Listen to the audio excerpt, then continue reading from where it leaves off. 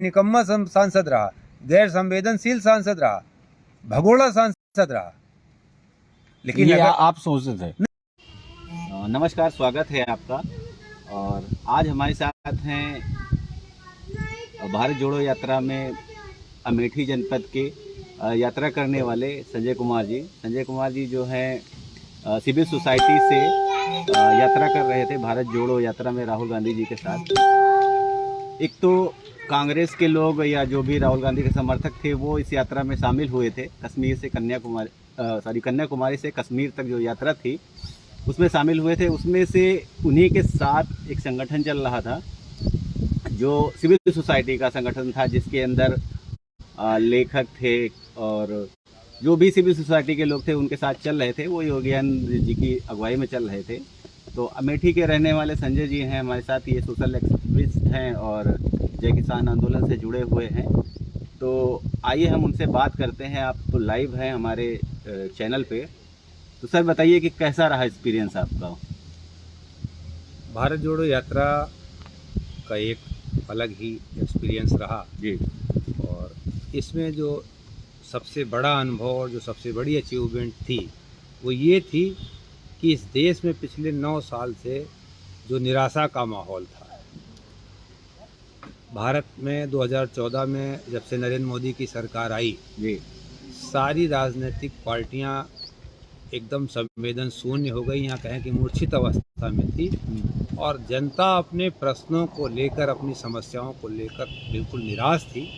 तो भारत जोड़ो यात्रा का जो सबसे बड़ा प्रतिफल रहा वो ये रहा कि लोगों में एक लोकतंत्र के प्रति आशा का भाव जगा है। तो आपको क्या लगता है कि जिस मुद्दे को लेकर राहुल जी चले थे वहाँ से, क्या उसमें सफल हो पाए हैं? मुद्दा तो नफरत छोड़ो भारत जोड़ो का जी। था। तो जिस तरीके से राजनीतिक सत्ता पर कायम रहने के लिए जी भाजपा ने पिछले 8-9 साल में जो युक्तियां अपनाई हैं उससे देश में एक अस्थिरता और अविश्वास का भाव पनपा। जी। और चूंकि पूर्व में जो राजनीतिक पार्टियां सत्ता में रहीं जी। उनके जो कुकर्म थे, उन्होंने जो घपले घोटाले किए थे जी, उन कुकर्मों की सारी फाइल इस समय भाजपा के पास है जी। तो इसलिए उमादार जो स्थिति की नाई सब नचावें इन्हीं गोसाई। तो सारी राजनीतिक पार्टियों पर भाजपा ने एक दबाव बना रखा था कि वो कुछ भी करे, देश के चाहे महंगाई का मुद्दा हो। अब आप देख लीजिए जी कि 2014 के पहले अगर 50 रुपए गैस सिलेंडर का दाम बढ़ता था तो पूरे देश में हल्ला मचता था और वो अकेली राजनीतिक पार्टी थी भाजपा जी। या कोई छोटी सी घटना हो जाती थी, निर्भया कांड हुआ जी दिल्ली में, उस पूरे देश में चला। आज उससे बड़ी बड़ी घटनाएं हो गई। 400 रुपए का सिलेंडर था 2014 में जी। आज 1100 और 1200 का हो गया। लेकिन या तो किसी राजनीतिक पार्टी ने मुद्दे को उठाया नहीं या उठाया तो वो आया नहीं।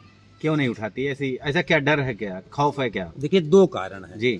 लोग बोलते हैं, उनकी आवाजें बंद हो जाती हैं, उनके अंदर इतनी सामर्थ्य नहीं है वो खुल के बोलें। विपक्षी पार्टियां हमने उत्तर प्रदेश में देखा कि अगर किसी मुद्दे पर वो आंदोलन करना चाहते हैं, उनके कार्यकर्ता चलना चाहते हैं तो घर से निकल भले जाएं, वो अपने लक्ष्य तक नहीं पहुंच पाते हैं। तो ये उनकी कमजोरी है, राजनीतिक पार्टियों की कमजोरी है जी। और ये भाजपा की सफलता है कि सरकार में रहते हुए वो अपने विरुद्ध कोई भी आंदोलन नहीं करने सफल होने दे रही है जी। ये अलोकतांत्रिक है लेकिन ये भाजपा की सफलता है। तो क्या आपको लगता है कि देश बदलेगा? देखिए देश बदलेगा या देश की राय बदलेगी? देश की राय बदलेगी। जैसे अब भाजपा का नारा है 80-20 का, मतलब जिससे वो वोट पाती है, क्योंकि प्रजातंत्र में जो राजा है वही उसी की बात मानी जाएगी। लोग वोट देते हैं बीजेपी को, सरकार बनाते हैं, तो जाहिर सी बात है कि लोग बहुमत में उन्हीं को मानते हैं। तो उसमें विपक्ष कहाँ है? प्रजातंत्र में जो राजा है जी, लोग उसी की बात मानते हैं जी। इस प्रश्न को आपको सीधा करना पड़ेगा। कैसे? प्रजातंत्र जी मतलब लोकतंत्र, हाँ, जिसको लोकतंत्र। कहते हैं। प्रजातंत्र से जी। जो बेहतर परिभाषा है, जो सही परिभाषा, वो लोकतंत्र है। लोकतंत्र में लोक ही राजा है, जी। क्योंकि राजा नहीं है। तो क्या ये प्रैक्टिकल है? जब राजा हुआ करता था जी जी तो मंत्री हुआ करता था। ठीक है। तो आज राजा जो है वो जनता है। हाँ, नहीं, लोकतंत्र है। लोकतंत्र है, और लोकतंत्र में जी वो प्रधानमंत्री हैं। जी तो इस विमर्श को भी सीधा करना पड़ेगा, और आज लोकतंत्र पर जी तंत्र हावी है, जी गणतंत्र पर तंत्र हावी है। ठीक है। तो इस समय जो जरूरी चीज है जी। वो रिक्लेमिंग द रिपब्लिक है। गणतंत्र की पुनर्स्थापना की भारत को एक आवश्यकता है, जी। और उस दिशा में इस यात्रा ने एक आशा की किरण जगाई। तो पब्लिक क्या जगेगी क्या? मतलब आपको क्या लगता है कि जैसे मान लिया यहाँ के IAS है, PCS है, वो अपने आप को वो वही शासन कर रहे हैं। सरकार तो ऐसे ही है कि मतलब बाबा हैं, उनको मंदिर वो जाते हैं, वो उनका अलग हिसाब है। सरकार जो है वो ब्यूरोक्रेट्स चला रहे हैं, और ब्यूरोक्रेट्स ही अपने आप को राजा समझे हैं, तानाशाह समझे हुए हैं। जनता आज भी उनकी निगाहों में नौकर है, जबकि नौकर वो खुद हैं। तो क्या ये बदलाव आएगा? जनता इस बिल्कुल समझ सही, में आएगा? बिल्कुल सही प्रश्न है आपका जी कि 26 जनवरी 1950 जी जब भारत का संविधान लागू हुआ, जी उस समय सारे विशेषाधिकार फ्रीज कर दिए जी। गए। अर्थात अंग्रेज की जो शासन व्यवस्था थी जी वो कलेक्टर जी जो है वो प्रजा पर राज करता था। हाँ लेकिन 1950 26 जनवरी को जब हमारा गणतंत्र लागू हुआ, जी उस दिन से ये सारे कलेक्टर या कोई भी अधिकारी, जी। यहाँ तक कि इवन नेता, प्रधानमंत्री, ये सब लोक सेवक हैं। हाँ, लोक सेवक हैं। तो लोक सेवक की पूरी जवाबदेही जी जनता के प्रति, वो जनता के प्रति है, लोक के प्रति है। जी जी लेकिन हम इसको व्यवहारिक रूप में नहीं देख रहे हैं। जी हम किसी भी ऑफिस में जाएं जी या विधायक, जनप्रतिनिधि जी, जीत जी। जाता है जी तो वह अपने आप को VVIP श्रेणी में ले जाता है। बिल्कुल ले जाता मतलब है। वो राजा की श्रेणी। ये लड़ाई देश में एक बार 1977 में चली थी, जी और अन्ना आंदोलन में 2011 के बाद जी इसकी फिर एक संभावना जगी थी, जी जिसको डिसेंट्रलाइजेशन, जी सत्ता का विकेंद्रीकरण जी। के मामले में वो आम आदमी पार्टी का लोकतंत्र आया था। जी लेकिन वो भी व्यवस्था छली गई या जी। टूट गई। जी लोकपाल की बात थी, जी। आम आदमी पार्टी ने अपने लोकपाल को ही निकाल दिया। जी और आम आदमी की बात थी, जी अब आम आदमी की बात नहीं रह गई, खास आदमी की बात हो गई। जी तो वो विमर्श, लोकतंत्र जब तक जी उसको नहीं पाएगा, देश हमारा जब तक उसको नहीं पाएगा, तो वो मांग तो चलती रहेगी, उसके लिए लड़ाई चलती रहेगी, और संघर्ष सच पूछिए तो उसी का है। अब हमें ये बताइए कि जैसे इंदिरा गांधी के ज़माने में एक लोहिया आंदोलन हुआ जी, कि सत्ता छोड़ो जनता आती है, उसके बाद में सिंहासन खाली हाँ, करो कि सिंहासन जनता करो, आती है। जनता आती है, ये नारा दिया गया। और इंदिरा गांधी जिनको तानाशाह कहा गया था, उनको जनता ने उखाड़ के फेंका। उसके बाद में कांग्रेस का शासनकाल आया। शासनकाल होने के बाद में जब अन्ना का आंदोलन हुआ, जनता फिर से आई, फिर से एक आंदोलन हुआ। उसके बाद में कांग्रेस का शासनकाल खत्म हो गया, अब बीजेपी है। तो इसको खत्म करने के लिए आपको क्या लगता है कि कोई नया आंदोलन होगा या कुछ और होगा? आप जाइए रामायण में, जी का चुप साध रहा बलवाना। जी मतलब इस देश की जो जनता है वो हनुमान जी है। जी जैसे हनुमान जी लंका पार करने के समय समुद्र के किनारे बैठे थे और अपने पुरुषार्थ को भूले थे, उसी तरह इस देश की जनता है जी कि इसके पास अपार शक्ति है, और वो संविधान ने भी दी है और उसके पास भी है। जी और जिस दिन हनुमान जी अपनी ताकत जान जाएंगे तो समुद्र को कई बार लांघेंगे। जैसे 1977 में जी इंदिरा जी ने इमरजेंसी लगाई, ठीक है। और जब चुनाव घोषणा जी जब होनी थी उसी समय इमरजेंसी खत्म की। जी 3 महीने रह गया था, इमरजेंसी खत्म हुई, तमाम नेता जेल में थे, उनको कुछ दुनिया का पता नहीं था, बाहर थे नहीं। जी उनके अंदर एक भय का माहौल था कि देखिए जीतना तो इंदिरा गांधी को ही, इंदिरा गांधी को ही जीतना, इसलिए हम चुनाव का बहिष्कार करें। जी लेकिन उसमें बहुमत नहीं बना, लोग चुनाव में लड़े, और उसका परिणाम ये हुआ 1977 में जी कि कांग्रेस को सारे उत्तर भारत में सिर्फ एक सीट मिली थी, जी और कांग्रेस की हार हुई। ये लोकतंत्र की जीत है। जी। दूसरा आप इसका उदाहरण देख सकते हैं 1984 में जब इंदिरा जी की हत्या के बाद चुनाव हुआ तो 425 सीटें लेकर राजीव जी प्रधानमंत्री बने जी। और 1986 में बोफोर्स तो घोटाले के कारण को लेते हुए बीपी सिंह ने रक्षा मंत्री पद से इस्तीफा दिया जी जी। और 1989 मात्र 2.5 और 3 साल में इतना बड़ा परिवर्तन हुआ कि हम उस बात को बहुत अच्छी तरह जानते हैं। हम उस समय रिपोर्ट देख रहे थे चुनाव की जब आ रही थी। बिहार से डब्बा गोल हो गया कांग्रेस का और उत्तर प्रदेश में भी कुछ सीटें मिली। आप 2011 के बाद देख लीजिए, अन्ना हजारे आंदोलन के बाद कांग्रेस का पतन चालू हुआ। 3 बार दिल्ली की सत्ता में रही कांग्रेस पार्टी, यहाँ तक कि उसकी मुख्यमंत्री शीला दीक्षित अपनी सीट हार गई। और दूसरी बार ये हुआ जब दोबारा चुनाव हुआ 2014 के बाद, लोगों में ये विश्वास था, मतलब सारी पार्टियों का डब्बा ही गोल हो गया। कांग्रेस 0 पे चली गई, भाजपा को 3 सीट मिली, 67 सीटें मिली जी। तो ये लोकतंत्र की संरचना है। संजय जी, मैं भारत जोड़ो यात्रा पे फिर से आऊँगा। लगभग 3500 किलोमीटर का सफ़र कन्याकुमारी से कश्मीर तक, 150 के आसपास 150 दिन लगे। उनका एक नारा, वो हमेशा कतराते रहे कि ये राजनीतिक यात्रा नहीं है, भारत जोड़ो नफरत छोड़ो, एक पूरा वो साइड में प्रोपेगेंडा उनका जो चल रहा था जी। कांग्रेस कितना कामयाब हुई है इसमें? एक थोड़ी सी सूचना को करेक्ट कर लें जी। कांग्रेस, जहां तक मैं समझ पाया, कांग्रेस ने इस बात से इनकार किया ये चुनावी यात्रा नहीं है। हाँ, चुनावी यात्रा नहीं, लेकिन राजनीतिक यात्रा है, इससे उसने कभी इनकार नहीं किया और देश भी इनकार नहीं करता। ये टोटल राजनीतिक यात्रा थी और राजनीति कोई पाप नहीं है। राजनीति गौतम ने किया, बुद्ध ने किया, गांधी ने किया, लोहिया ने किया, सुभाष ने किया। जो लोग देश को चाहते हैं, दुनिया को बदलना चाहते हैं, वो राजनीति करते हैं। राजनीति एक पवित्र धर्म है। तो ये टोटल राजनीतिक यात्रा थी, इसको कांग्रेस ने भी कभी इनकार नहीं किया और हम सभी लोग जानते हैं कि टोटल राजनीतिक यात्रा थी। कितना बदला इससे? बहुत बदला, और बहुत बदलने का मतलब ये है कि एक संभावना जगी। अभी तक हम जो अगल बगल आस पास मीडिया से लेकर और समाज तक जो कांग्रेस कार्यकर्ताओं की स्थिति देख रहे थे, वो हताशा और निराशा की। उनको स्वयं अपनी पार्टी पर विश्वास नहीं था।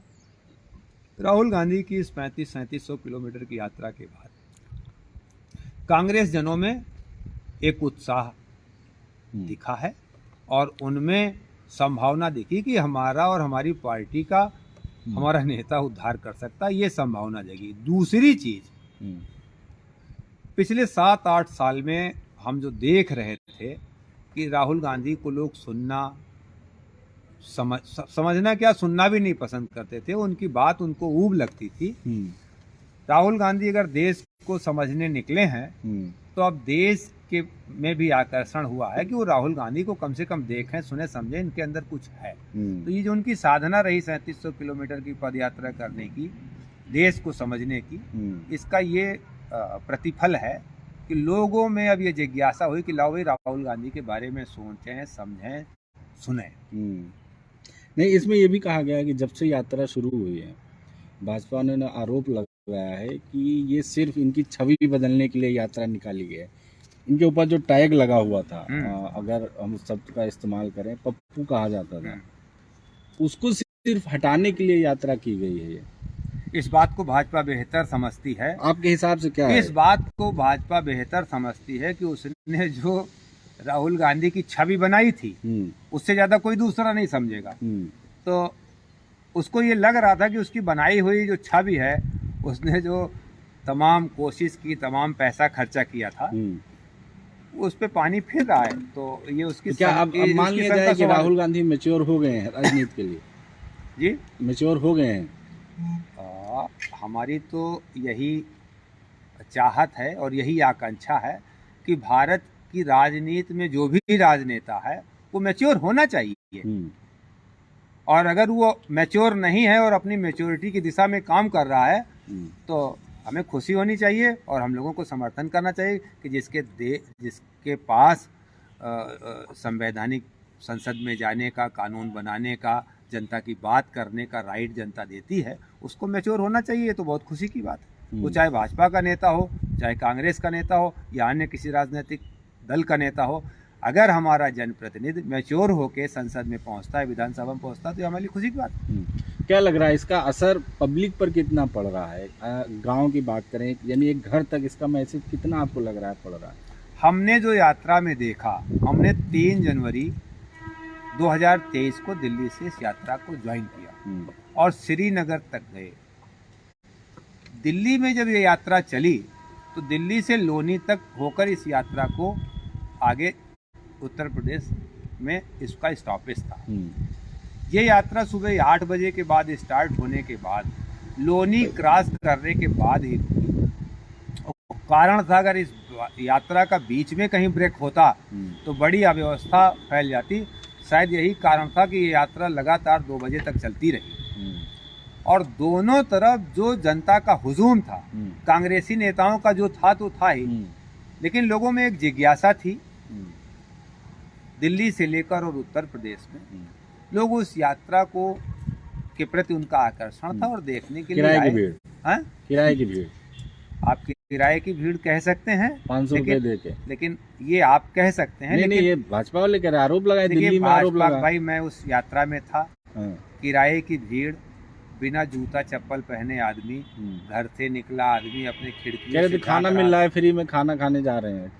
भाई जो यात्री थे उनके लिए खाने का इंतजाम था ना, जो इस यात्रा को देखने आ रहे थे उसका तो कोई खाने का इंतजाम था नहीं।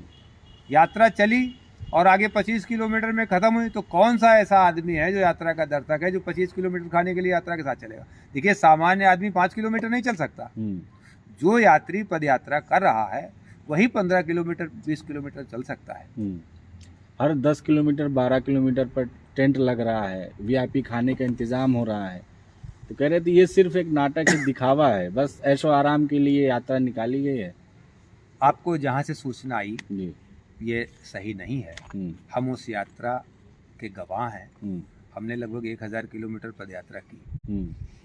उस 1000 किलोमीटर की पद यात्रा में जो यात्रा का प्रतिदिन की दिनचर्या थी उसको आप समझिए। सुबह 6 बजे यात्रा स्टार्ट होती थी। अगर हम 3 जनवरी की बात छोड़ दें और 4 जनवरी से लें तो उस यात्रा का नियम था सुबह 6 बजे यात्रा स्टार्ट होती थी। तो 6 बजे जिस यात्री को यात्रा पर निकलना है, 4 बजे से लोग उठना चालू हो जाते थे, अपनी तैयारी करते थे और 6 बजे मूव कर जाते थे। 10 बजे उसका पहला ब्रेक होता था। इस बीच में 15-20 मिनट का एक टी ब्रेक होता था। तो 15 किलोमीटर, 12 किलोमीटर, 14 किलोमीटर की यात्रा दिन के पहले पारे में चलती थी और दूसरी यात्रा शाम को 3:30 बजे चलती थी, शाम को 7 बजे या 6:30 बजे अपने पड़ाव पे पहुंचती थी। उस बीच में भी एक चाय का ब्रेक होता था। तो 15 किलोमीटर जब यात्रा पहुंचती थी तो वहां पर जाहिर सी बात है यात्री थके होते थे, विश्राम करते थे, उनके भोजन का इंतजाम था। फिर वहीं से शाम को 3 बजे 3:30 बजे चलते थे। अगली जगह जहाँ पर यात्रा विश्राम करती थी रात को, वहाँ भोजन का व्यवस्था होता था। तो ये आप कह सकते हैं 10-15 किलोमीटर पे भोजन का इंतजाम था, लेकिन वहाँ पर उन्हीं यात्रियों के लिए भोजन का इंतजाम था जिनको जो स्टेट यात्री थे या फिर भारत यात्री थे और उनके सबके आई कार्ड इशू थे। सिक्योरिटी उनको बाकायदे देख के अंदर ले जाए। तो किसी अतिरिक्त व्यक्ति के लिए भोजन का इंतजाम तो वहाँ था नहीं कि जो आदमी भोजन की लालच में उसमें चलेगा। तो क्या लग रहा है कि हम लोग जैसे सिविल सोसाइटी से चल रहे थे तो हमारे पास एक पहले से फॉर्म आया था ऑनलाइन। जो लोग ऑनलाइन नहीं कर सकते, ऑफलाइन अपना नाम पता लिख के दें, उनकी अप्रूवल होती थी। तो हर यात्री की वहाँ पर सूचना थी। इतना पैसा कहाँ से आया आप लोगों के पास? नहीं, हमारे पास अगर आप सिविल सोसाइटी की बात पूछें तो उस यात्रा में सिविल सोसाइटी का कुल 12 लाख कुछ हजार, मतलब 13 लाख से कम पैसा खर्च हुआ। तो हमारा तो 6 फरवरी को जब कॉन्स्टिट्यूशनल क्लब में भारत जोड़ो अभियान की वेबसाइट लॉन्च हुई सिविल सोसाइटी की तरफ से, तो वहाँ पर ये सारा लेखा जोखा दिया गया। तो हमारे पास तो ये पैसा आया। बाकी राजनीतिक पार्टियों के पास तो दुनिया जानती, राजनीतिक चंदा आता है, उनके पास फंड है, वो कैसे करते हैं। पूरी यात्रा के दौरान ये भी रहा कि कांग्रेस पार्टी पहले अपनी पार्टी को जोड़ ले, भारत बाद में जोड़े। ये किसका प्रश्न है? ये भाजपा वाले आरोप लगा रहे थे कि भाई कम से कम पहले अपना घर संभाले ना, आस पड़ोस मोहल्ला तो बाद में देखे, पहले घर को तो संभाले जो टूट रहा है। देखिए, राहुल गांधी ने इस यात्रा को शुरू करने के पहले 22 अगस्त 2022 को दिल्ली के कॉन्स्टिट्यूशनल क्लब में 250 सिविल सोसाइटी के लोगों को बुलाया, जिसमें लेखक थे, पत्रकार थे, बुद्धिजीवी थे, तमाम अलग अलग क्षेत्रों में किसानों के लिए, मजदूरों के लिए, आदिवासियों के लिए अलग अलग इशू पे आंदोलन करने वाले आंदोलनकारी थे और जिनका भारत के इतिहास में तमाम नाम है। उन पिछले कई दशक से आंदोलन ऐसे लोग थे और उन्होंने इस बात की शंका जाहिर की राहुल गांधी से कि भाई आप भारत जोड़ो यात्रा कर रहे हैं, ये आपकी राजनीतिक यात्रा है, आप इससे राजनीतिक माइलेज लेंगे, हम इसमें क्यों जुड़े? ये लोगों के स्पष्ट प्रश्न थे। तो राहुल गांधी ने कहा इस देश में जो शून्यता का माहौल है, भाजपा अकेले फुल टॉस खेल रही है, चौवा छक्का मार रही है, उसका कोई बॉल रोकने वाला कोई नहीं है, सारे रन आउट है, सारी कैच मिस हो रही है। तो इसलिए देश के जो मुद्दे हैं और खास करके वो जो हिंदू मुस्लिम की राजनीति हो रही है, तोड़ो और राज करो, वोट डालो और राज करो, उसके विरुद्ध हमने इस देश में पद यात्रा करने का मन बनाया है। हमको इस देश का सहयोग चाहिए। कांग्रेस पार्टी इस काम को अकेले नहीं कर सकती है, भले हम इसको कर रहे हैं, लेकिन इसमें सबके सहयोग की जरूरत है। ये राजनीतिक यात्रा जरूर है, लेकिन ये देश के लिए है। लोगों ने कहा कि आप तो बहुत कमजोर हैं और आपका ये रहा है स्वभाव कि आप किसी इशू पे लंबा लड़ नहीं पाई कांग्रेस, और उसने हर मुद्दे को बीच में छोड़ दिया। जनता निराश खड़ी रही, बेसहारा खड़ी रही, क्योंकि विपक्ष ने उसका किसी ने साथ नहीं दिया और कांग्रेस पार्टी जो सबसे बड़ी पार्टी, उससे भी जनता को निराशा लगी। तो राहुल गांधी ने लोगों को आश्वस्त किया कि अगर इसमें कांग्रेस का भी एक कार्यकर्ता नहीं चलेगा तो मैं अकेले इस यात्रा को पूरा करूंगा, ये मेरी तपस्या है। तब लोगों ने इस बात से सहमत हुआ। और सबसे बड़ी बात यह है कि जो देश अपेक्षा करता है सरकार में सत्ता से, उसकी दूसरी अपेक्षा ये होती है कि जनता की जो बातें छूट रही हैं उसको राजनीतिक पार्टी सदन में उठाएं और सड़क पे उठाएं, जनता के साथ हो। पिछले 8 सालों में भारत की जनता को ये निराशा हुई है कि उसके मुद्दों पर कोई राजनीतिक पार्टी नहीं खड़ी हुई। 400 का सिलेंडर वो 1500 की खरीद रही है। लॉकडाउन में, नोटबंदी में लोगों ने जिन परेशानियों का सामना करा, राजनीतिक पार्टियां उस मामलों में जनता के साथ खुलकर नहीं खड़ी हो पाई। तो अगर कांग्रेस ने या राहुल गांधी ने अपने इन राजनीतिक पापों का प्रायश्चित करने के लिए कोई कदम आगे बढ़ाया है, तो सभ्य समाज का फर्ज है कि उसके अपराधों को माफ करे और उसके प्रायश्चित में साथ रहे। शायद हम लोग, सिविल सोसाइटी या मेरे जैसा व्यक्ति जो अमेठी का नागरिक होने के नाते जिसका राहुल गांधी के मामले में 3 धारणा थी, हमारे अनुभव हैं। अच्छा, हमारे यहाँ ये 15 साल सांसद रहे अमेठी। फिर कहाँ से क्यों चलेंगे भारत जोड़ो में? प्रश्न आया ना कि हमने राहुल गांधी की कार्यविधियों से जो अनुभव किया वो ऐसा ही था।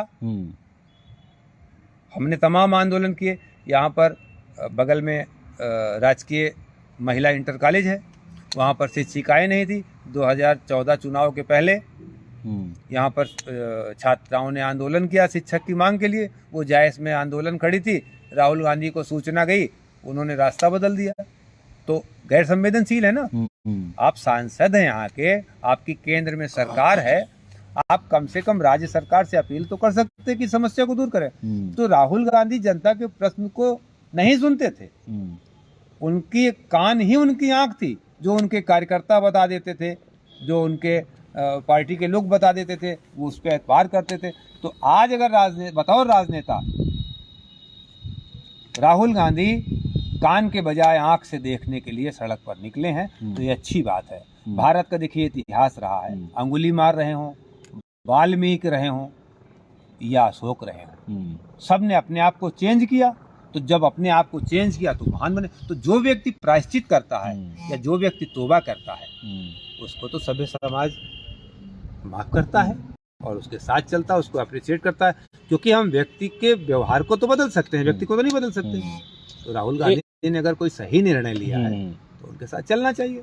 एक चीज़ और, अभी आपने बात में कहा कि देश जोड़ने के लिए यात्रा है जी, तो इसमें और जो विपक्षी पार्टी हैं या कई स्टेट से राज्यों से गुजरते हुए आए हैं, विपक्ष में जो इनके साथ देखने में लग रहा है कि हाँ विपक्ष में है, लेकिन सपोर्ट नहीं मिला। अखिलेश यादव की बात करें तो उन्होंने पत्र लिख के समर्थन कर दिया, लेकिन 2-3 दिन यात्रा यूपी में रही, शामिल नहीं हुए। मायावती नहीं हुए। दिल्ली की बात करें तो केजरीवाल की पार्टी नहीं हुए। तो अगर देश जोड़ने की बात है तो ये लोग क्यों नहीं उसमें शामिल हुए?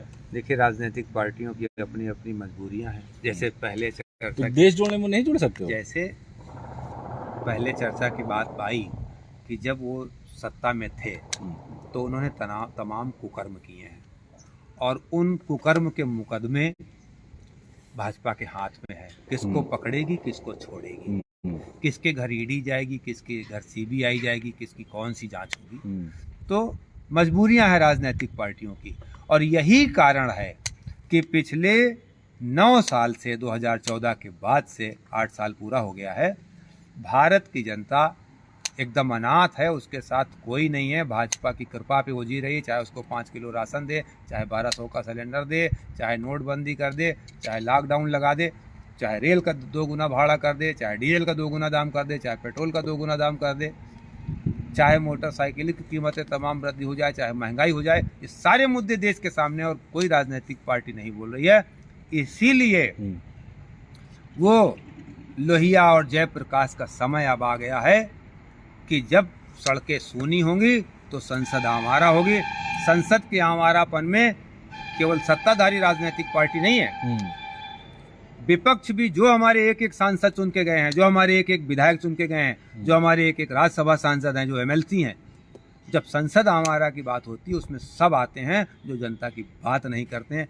इसलिए सिविल सोसाइटी ने निर्णय लिया है 6 फरवरी 2023 को कॉन्स्टिट्यूशनल क्लब दिल्ली में सिविल सोसाइटी ने कांग्रेस की भारत जोड़ो यात्रा से अलग एक भारत जोड़ो अभियान की घोषणा की है। भारत जोड़ो अभियान की वेबसाइट उसी दिन लॉन्च हुई है और ये लंबा कार्यक्रम चलेगा। हम आने वाले 1 साल 1.5 साल के अंदर भारत की राजनीतिक पार्टियों को बाध्य कर देंगे कि वो जनता के मुद्दे पर एक मत हों, एक राय हों। अभी बीच में तमाम चीज़ें हुई हैं, आपने उसमें जिक्र किया, तमाम आंदोलन हुए हैं और फिर राशन कार्ड और राशन को जो बांट रहे हैं, लॉकडाउन भी आया। इन सब के बावजूद अगर हम 2014 से बात करें, पुलवामा से लेकर और अभी तक बहुत मुद्दे हुए हैं। नोटबंदी हुई तो लगा बस अब देश बदल जाएगा, जनता परेशान हुई। लॉकडाउन लगा तो जो मजदूर थे वो अपने अपने घरों में पैदल गए, लगा तख्ता पलट हो जाएगा। फिर भी जनता तो भाजपा को ही चुन रही है, सरकार उनकी बन रही है। तो जनता पर असर क्यों नहीं पड़ रहा है फिर, अगर ये चीज़ें मुद्दे लग रहे हैं आपको? मुझे ऐसा लगता है कि जनता पे असर पड़ रहा है। और आप देखिए उत्तर प्रदेश के चुनाव में 2022 में भाजपा को काफ़ी पिछले चुनाव की अपेक्षा 17 की अपेक्षा बहुत नुकसान उठाना पड़ा। लेकिन ये भारत की या प्रदेश की राजनीतिक पार्टियों का नकारापन है जो हिट विकेट हो रहे हैं। किसानों ने आंदोलन किया, किसी राजनीतिक पार्टी ने साथ नहीं दिया और अंत में भारत सरकार को बाध्य होना पड़ा, उसने अपना कानून वापस लिया। तो किसानों ने यह सिद्ध कर दिया है कि राजनीतिक पार्टी के आप कृपा पर नहीं जी सकते हैं। देश के नागरिक, लोकतंत्र में लोक बड़ा है, न सरकार बड़ी है, न विपक्षी पार्टी बड़ी है, न विधायक बड़ा है, न सांसद बड़ा है। और जब लोक जागेगा तो 1977 की पुनरावृत्ति होगी और 1989 की पुनरावृत्ति होगी। इंदिरा गांधी का इतना वर्चस्व था कि 1977 में उसको सारे उत्तर भारत में 1 सीट मिली और 1984 में 425 सीट पाने वाली कांग्रेस पार्टी, तब से आज तक वो फुल बहुमत में सरकार में नहीं आ पाई। और बिहार और उत्तर प्रदेश से तो उसका डब्बा ही गोल हो गया। तो ये भारत की राजनीति है, जब लोक जागेगा तो सारी राजनीतिक पार्टियां और सारे तंत्र का पावर कोई रहेगा नहीं। 2014 के चुनाव में और 2019 के चुनाव में और अब 2023 चल रहा है, अब तक जनता में एक ही सवाल है कि मोदी के सामने कौन? राहुल गांधी भी पूरी तरह से फिट नहीं बैठते, जनता उनको नहीं मान रही है पीएम के ओहदे पर। तमाम और जो चेहरे आते हैं, ममता बनर्जी हो या नीतीश कुमार हो या फिर और जो तमाम लोग हैं, तो अब क्या लग रहा है कि ये राहुल गांधी उस मुकाबले पर आ गए, उस बराबरी पर आ गए हैं, जनता जहां पर एक्सेप्ट कर ले कि मोदी का बदल जो है वो राहुल गांधी ही है। देखिए, इस बात को हम ऐसे समझेंगे कि जब हम कभी बाजार में जाते हैं तो आवाज आ रही होती है कि टमाटर 10 रुपए किलो, टमाटर 10 रुपए किलो, और उस बाजार में 10 टमाटर के दुकानदार होते हैं लेकिन कोई हल्ला नहीं मचा रहा होता है। तो मैं जब जाके देखता हूँ 10 रुपए किलो टमाटर का जो हल्ला मचा रहा है, उसके ठेले पे सबसे रद्दी टमाटर होता है और वो बाजार में ग्राहक को आकर्षित कर लेता है। तो जो आपने प्रश्न किया कि मोदी वर्सेस कौन, लोकतंत्र में ये प्रश्न राजनीतिक गिरोहों द्वारा जबरदस्ती जनता के मस्तिष्क में और मीडिया में पैदा किया गया। आपके कॉन्स्टिट्यूशन में, आपके संविधान में प्रधानमंत्री चुनने का अधिकार चुने गए सांसदों को और मुख्यमंत्री चुनने का अधिकार चुने गए विधायकों को। तो ये प्रश्न ही गलत है कि मोदी वर्सेस कौन। दरअसल वर्सेस इंडिया वर्सेस भारत, आप समझिए, India versus Bharat. India versus Bharat का मतलब बहुत चीजें इस पे तय होती है ना। अगर मैदान में दो लोग हैं तो ये देखते हैं कि अगर ये सही नहीं कर रहा है तो सामने वाला जो है वो कर पाएगा कि नहीं कर पाएगा, भरोसा भी तो होना चाहिए। दरअसल जब विमर्श गलत हो गया है तो लड़ाई भी गलत हो गई है। लोकसभा में या विधानसभा में जनता को अपना सांसद प्रतिनिधि चुनना चाहिए जो उसके मुद्दे की बात करे। अमेठी के जो मुद्दे हैं या विधानसभा तिलोई के जो मुद्दे हैं, वो मुख्यमंत्री और प्रधानमंत्री कैसे तय करेगा? वो तो यहाँ का विधायक और यहाँ का सांसद तय करेगा। ये जो गलत विमर्श भारत की राजनीति में आ गया है, इसको भी खारिज करना है। अभी आपने कहा इंडिया वर्सेस भारत, ये इंडिया वर्सेस भारत मतलब क्या, कैसे? आप देखिए कि देश में जब विकास की गति चली तो 70% पॉपुलेशन गांव में रहती है और 30% पॉपुलेशन शहर में रहती है। इंडस्ट्रियां ज्यादा कहाँ लगाई गई? इन दिनों में इंडस्ट्री ज्यादा कहाँ लगाई गई? इन दिनों में इंडस्ट्री ज्यादा शहरों में लगाई गई। क्यों? इंडस्ट्री में किस चीज की जरूरत है? रॉ मटेरियल की जरूरत है, लेबर की जरूरत है। लेबर अगर ग्रामीण क्षेत्रों में मिल सकता है तो इंडस्ट्री शहर में क्यों लगाई गई? इंडस्ट्री शहर में इसलिए लगाई गई कि जब गांव में इंडस्ट्री लगेगी तो अपने घर के नजदीक मजदूर काम करेगा तो जो नियोक्ता है, तो इंडस्ट्री का मालिक है, अगर उससे बेगार कराएगा तो संगठित होकर लड़ेगा। इसलिए अमेठी के, उत्तर प्रदेश के और बिहार के श्रमिक को बम्बई में ले जाके, दिल्ली में ले जाके, लखनऊ में ले जाके, मद्रास में ले जाके मजदूरी कराओ, उसका श्रम का शोषण करो। ये इंडिया वर्सेस। दूसरी चीज, स्कूल कहाँ बनाए गए ज्यादा? शहरों में बनाए गए। अस्पताल कहाँ बनाए गए ज्यादा? शहरों में बनाए गए। सड़कों का कहाँ विकास हुआ ज्यादा? सारे देश की आमदनी का विकास शहर में क्यों लगाया गया? इसलिए कि गांव से आदमी उपेक्षित होकर शहरों में रोजगार की तलाश में, सुविधाओं की तलाश में गांव से पलायन हो। खुशहाली कब आएगी?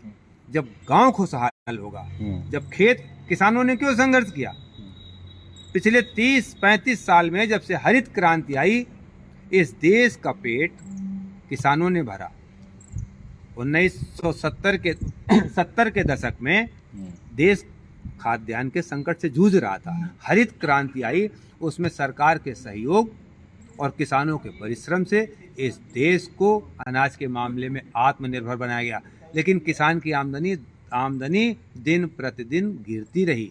लाखों किसान आत्महत्या कर चुके हैं, उनके ऊपर कर्ज का बोझ बढ़ा दिया गया। अभी 2023 का जो बजट आया उसमें कर्ज की सीमा बढ़ा दी, जबकि किसान मांग कर रहे हैं पिछले कई सालों से, और उन्होंने एक अपना प्रस्ताव भी दिया कि कर्जा मुक्ति 1.5 दाम। हम मांग कर रहे हैं कि किसानों का कर्जा एक बार पूरी तरह से माफ किया जाए और उनको इस लायक बनाया जाए कि उनकी आय निश्चित हो, और सरकार कह रही है और कर्जदार बनो। तो कर्ज देकर किसी समस्या का समाधान नहीं होगा और लोग कर्ज लेंगे और लोग सरकार के गुलाम होंगे। तो ये इंडिया वर्सेस भारत। आखिरी सवाल है कि अभी जो देश में चल रहा है, धर्मवाद कह लें, राष्ट्रवाद कह लें, हिंदू मुस्लिम कह लें, यानी एक सेंटिमेंट्स के साथ, आस्था के साथ कहीं ना कहीं राजनीतिक पार्टियां बहुत ज़्यादा इन्वॉल्व हो रहे हैं, उसी पर राजनीति चल रही है, उसी पर सरकार बन रही है। दूसरी तरफ भारत जोड़ो यात्रा के जरिए आप लोग कह रहे हैं कि भाई भारत जोड़ो, नफरत छोड़ो, तमाम चीज़ें जो आप लगा रहे हैं, मिले कदम जुड़े वतन, इसका तोड़ लग रहा है कि जो है उस इससे पूरा हो जाएगा। देखिए, दो प्रश्न हैं आपके।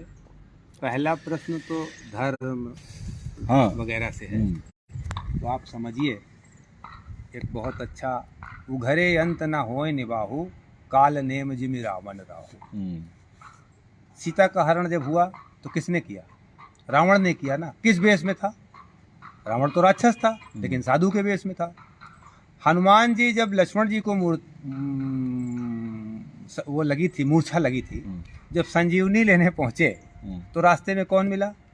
रास्ते में कालनेम मिला। मारीच सोने का मृग बन के आया था, वो भी राक्षस था। तो आप इस समय राक्षस आप किसको कहना चाह रहे हैं? आप समझ लीजिए कि जो आदमी आपको भ्रमित करे, जो रास्ता दूसरा दिखाए, तमाम इतिहास आप देख रहे हैं बाबाओं के, कहाँ जा रहे हैं, एक दो हो तो नाम लिया जाए। तो ये सबसे आसान तरीका है। भारत की जनता भावनाशील है, उसको धर्म की भावना में फंसाओ। तो जो जिसको धर्म आप समझ रहे हैं, धर्म, न्याय, परमात्मा के बारे में जो एक परिभाषा है वो परमात्मा न्यायकारी है। उसमें समानता, सबको समदृष्टि से देखता, समदर्शी है, न्यायकारी है। तो जहाँ पर असमानता की बात होती है, वो चाहे जाति की हो, चाहे धर्म की हो, चाहे लिंग की हो, चाहे क्षेत्र की हो, चाहे प्रांत की हो, चाहे भाषा की हो, जहाँ पर ये विरोध है वहाँ पर धर्म नहीं है और वहाँ पर परमात्मा का भी कोई अंश नहीं है। एक बात। दूसरा प्रश्न आपका था, ध्यान से उतर गया। इसके मुकाबले कि आपके पास तोड़ क्या है इन सब के अलावा? बिल्कुल। देखिए, त्रिविधा भवति श्रद्धा, देही नाम सा स्वभाव जा, सात्विकी राजसी तामसी चयोताम माम सुण। भगवान कृष्ण ने गीता में ये बात बड़ी स्पष्ट कर दी है कि 3 तरह की भक्ति या 3 तरह की श्रद्धा या 3 तरह के गुण हर व्यक्ति के अंदर कुदरत ने दिए हैं या भगवान ने दिए हैं।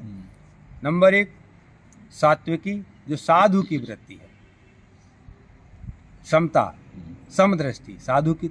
दूसरा राजसी, जैसे राजा का स्वभाव होता है, जैसे मध्यम वर्ग का है, मौज मस्ती करना, पैसा कमाना, सुख से रहना, सुख भोग करना, ऐश्वर्य में रहना, ये राजवृत्ति।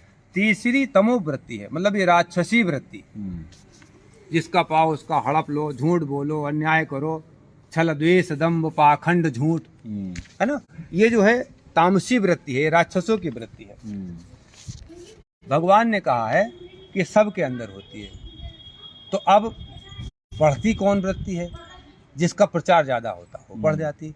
इन दिनों राजनीतिक स्वार्थों में, सत्ता से पैसा, पैसा से सत्ता के मामले में राजनीतिक पार्टियों ने कमोबेश यही काम किया है। जिसका समय था उसने किया, जिसके पास कम ताकत थी उसने कम ताकत से किया, जिसके पास ज्यादा ताकत आ गई उसके पास ज्यादा।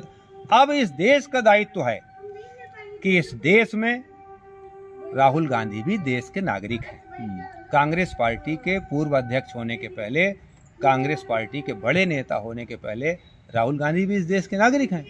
अगर नागरिक के रूप में राहुल गांधी कोई बात सोच रहे हैं तो स्वागत योग्य है। तो उन्होंने सोचा है कि इस देश में कुछ चंद नफरती लोग हैं जो उसका प्रचार प्रसार कर रहे हैं, उनका साथ मीडिया भी दे रही है। सोशल मीडिया में भी राक्षसों का एक वर्ग है जो बहुत प्रभावी है, मारकाट की बात करता है।